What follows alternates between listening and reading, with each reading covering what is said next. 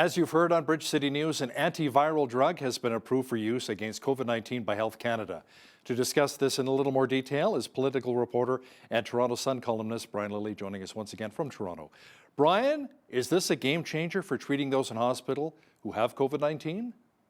Yes and no. As always, there's good news and there's bad news with so many stories, Hal. And so, for the good news, yes, this will treat many people, but not all. The immediate bad news is there's worldwide demand for this. And so, we're not going to have a huge supply. Will there be enough to help many people in the beginning? Yes. So, the good news is this drug apparently works. It will help keep people who are in hospital from getting worse, from dying. That's all good news. Now, will everyone take it? I think some will, but so many of the people that I've heard from who are against the COVID-19 vaccines, they're not just against vaccines, they're against big pharma. So, there's different groups of people who don't want to take the vaccine. There are some that want a more traditional vaccine. There are some who don't like the mRNA, and there are some who are against anything big pharma. So this drug comes from Pfizer. So if they've been railing against Pfizer for the past several months on why they won't take a vaccine, will they turn around and take an antiviral from the same drug company? There's a good chance that some of them won't. Many will, but some won't. And then the other group that this likely won't help is our deaths continue to be clustered around an older, vulnerable population. So who's dying from COVID-19, as it has been from the beginning? Elderly populations with multiple comorbidities. So if you're a 50 to 65-year-old who's in the hospital, maybe you got a couple of health issues, you catch COVID-19 and things go bad, this drug's probably going to help you. But if you're talking about your 85-year-old grandfather or father or mother, and they've got multiple underlying conditions, you know, that's been the most vulnerable group from the beginning. Even with this drug, they will remain the most vulnerable group. Vaccines have not protected them as well as we thought. A lot of protection, but this is still the most vulnerable group, regardless of what happens. So a lot of good and a lot of bad in this, all wrapped up in one. You know, Brian, there are also groups across the country who are preaching about ivermectin, saying this is going to be the cure. You know, this is what you should really be using to treat. But because Big Pharma's not involved, there's no money to be made. That's why the feds are actually working with like Pfizer, Moderna, BioNTech, and so forth. What are you hearing? People are putting forward different studies saying ivermectin works, ivermectin doesn't. I can tell you that the federal government has funded studies alongside the American government, alongside provincial governments, into ivermectin, into hydroxychloroquine, I can never say that properly, into so many of the drugs that people online say, this is the cure. And they have been found wanting, or maybe they have limited application, but it is not the cure-all. It is not the be-all and end-all. So there's a lot of different information. The idea that the federal government or Health Canada hasn't studied this, though, it's simply false. You can find the exact studies that they did and follow those links through to what the studies found on the federal government's website. Brian, it appears as though Quebec is moving forward with its plans for an anti-vax tax. Now, this is something many people are claiming is illegal. In fact, the Justice Centre for Constitutional Freedoms, I was chatting with its president, John Carpe, is suing the Quebec government over this plan. The feds are not saying anything in opposition to it, and a former premier thinks it will actually stand. What are you hearing? Well, I'm hearing the federal government basically say Quebec is on the right path indirectly. That is what they're saying, because they're not challenging Quebec on this. Now, we still need the details. It's been more than a week since Francois Legault first talked about this, and we still don't know what the details are. But he did call it a health contribution for people who are unvaccinated. That, on the face of it, would violate the Canada Health Act, just for a start. It could also possibly violate Sections 2 and Section 7 of the Charter. But we need to see the details, and we haven't seen them yet. Now, there's been a claim that, well, Quebec saw a huge spike in the number of people getting their first doses. You know, they had one day where 7,000 people signed up. That was the huge spike, 7,000 people. Just the other day, last Friday, I believe it was, they did 4,000 first doses. Many of them were 5 to 11-year-olds, the children that have, been signing up because their parents are putting them forward for it. So there hasn't been a huge push for first doses in Quebec because of this. In next door in Ontario, they're doing 11,000 first doses a day, while Quebec's doing 4. That's well above on a per capita basis. That's well above where Quebec is. So it's a false claim. But Jean Charest, the former premier of Quebec, says because this is popular, he thinks the federal government is going to allow it to go through. And I think Charest's right on that, even if I think the anti-vax tax is wrong.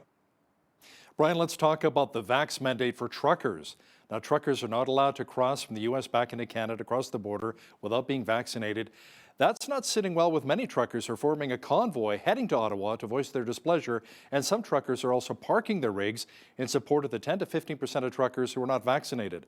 Brian, we thought we had supply chain issues before. And this convoy won't help supply chain issues either, but the convoy also won't help their cause. Look, Canada brought in its vaccine mandate for truckers crossing the border on January 15th, so this past Saturday. On January 22nd, this coming Saturday, the American administration brings in their own. So, I've been speaking to people in the retail sector, in the manufacturing sector. Everybody's worried about it. Why? Prices are going to go up. It's going to hurt because we've got, as you said, about 10 to 15% of truckers. I would say it's about nationally, it's about 84 to 85% of all truck drivers are fully vaccinated. They'll be able to continue crossing. But we've got about 120,000 Canadian truck drivers that cross the border on a regular basis, doing long haul routes to and from destinations in the United States. If you take 15% of that out, that's 18,000 drivers. We're already short 23,000 drivers, according to Stats Canada. So with that added on, 23,000 plus 18,000, we don't have enough drivers to look after what we've got in the system already. Prices are going to rise. Fruit going up as much as 25%, we're told. We're going to have part shortages. We're already seeing the effects in clothing, in large goods like furniture and appliances. All of this is just about to get worse. Now, let's talk a bit about inflation. The federal Conservatives continue to speak up on the issue of inflation, Brian. The new housing numbers look very scary. A record jump again with the price of an average home over $713,000. I don't know how a young family can even afford 5% for a down payment. Rent has also gone through the roof, pardon the pun. Do the Liberals have a plan, or are they still saying this really isn't an issue? They're trying to suck and blow at the same time, Hal, to tell you the truth. They're trying to have their cake and eat it. Whichever phrase you want to use, they're trying to say that they're doing things about cost of living while not. You remember a little while ago, they would only answer every question on the cost of living by talking about $10 a day childcare. Helps a very small number of people, even a small number of people with school age or childcare age children. So that was their talking point for a while. Now they say that they're moving forward on housing. But of course, if you look at their track record, they put a bunch of money in an envelope for the National Housing Strategy. Nothing came of it. Most of the money wasn't spent. It didn't build new housing stock, either for rental or for purchase. They funded studies on taxing houses that they then deny that they're going to tax your primary residence, but it's an issue that keeps coming up. So no, the Liberals don't have a plan, and this is a real issue. And it's not just a Toronto and Vancouver issue. Those are the two primary areas. And in part because those are where the 400,000 immigrants that we bring in each year, that's where they settle. They settle in the regions around those two main cities. But people are also coming in from across other parts of the country to settle in other areas, and houses are going up. A suburb east of Toronto called Bowmanville, it's an hour and a half drive from downtown Toronto, Hal. A house went from 760 odd thousand 18 months ago to $1.6 million. And there were no improvements done. And it's not a mansion, it's a standard suburban 3-bedroom type home. It's shocking that these things are going on, and the government's exacerbating the situation with cheap money rather than fixing it. Brian, Canada's airlines and the biggest airport in our country, Pearson and Mississauga, they're asking Ottawa to drop PCR tests upon arrival for pass. Now, why is that? I thought this was important to help keep COVID out. Well, it might have been helpful to keep COVID out in the early days of Omicron, but of course they had dropped testing. They had limited additional screening at first, and then they tried ramping up the testing. By the time they were ramping up the testing, of course, Omicron's everywhere. The cases are through the roof. It's milder, but we're having more people show up for testing. So there's a shortage of testing in every community across the country, whether it's in Alberta or next door in British Columbia, in Manitoba, in Ontario, in Quebec. There's a shortage of tests. Where is there no shortage of tests? Well, at the federal airports, where the federal government has finally ramped up to doing not everyone, but a lot of people. Well, Omicron's already in the country, and the community spread is what you have to worry about. So the airlines are saying, look, this is an additional cost. People already have to have a test before they get on the plane to come into the country, 72 hours before. Now you're adding an additional cost with this. You're slowing everything down. Put the tests in the community. I've been a big advocate for testing and border measures for people coming in, Hal, so that we don't have restrictions put upon us in our daily lives. But when it's already in, and if they can't ramp up properly, maybe these folks in the airlines and at Pearson Airport, maybe they have a point in that we're using the resources in the wrong spot when there's a worldwide shortage, just like there's a worldwide shortage of rapid tests going on right now. I was reading recently that China is claiming that Omicron arrived by mail from Canada. That's kind of an odd claim. Tell me more about that. It's a very odd claim, and the government is taking it seriously while also denouncing it as ludicrous. And I'm glad that they're taking that line. But my thought was the thought of many comments that I've seen and heard from people who said nobody believes that Omicron would arrive in China by Canada Post. It would arrive late. They wouldn't be getting it till April or sometime. I mean, the idea that this arrived by mail is just more propaganda from the dictators in Beijing who failed in the beginning of this pandemic to deal with it properly, lied to the world about it, and continue lying to the world. So I didn't believe them in January 2020. I don't believe them now. Brian, Ottawa spent close to $12 billion on consultants last year. That's a lot of taxpayers' dollars going out the door. Now, isn't that what we have a highly paid federal civil service for? Yeah, but we still decide that we've got to spend a lot more money on this. This has been an ongoing issue in the nation's capital. Back when, to take you all the way back to the mid 90s, when Paul Martin and Jean Chrétien slashed the federal budget, they laid off a lot of civil servants. It's one of the only times that house prices went down in the nation's capital because so many people were unemployed. Well, it turned around very quickly because they all became consultants and went back to work at their old departments. And so since then, people, different governments have tried to control the level of spending.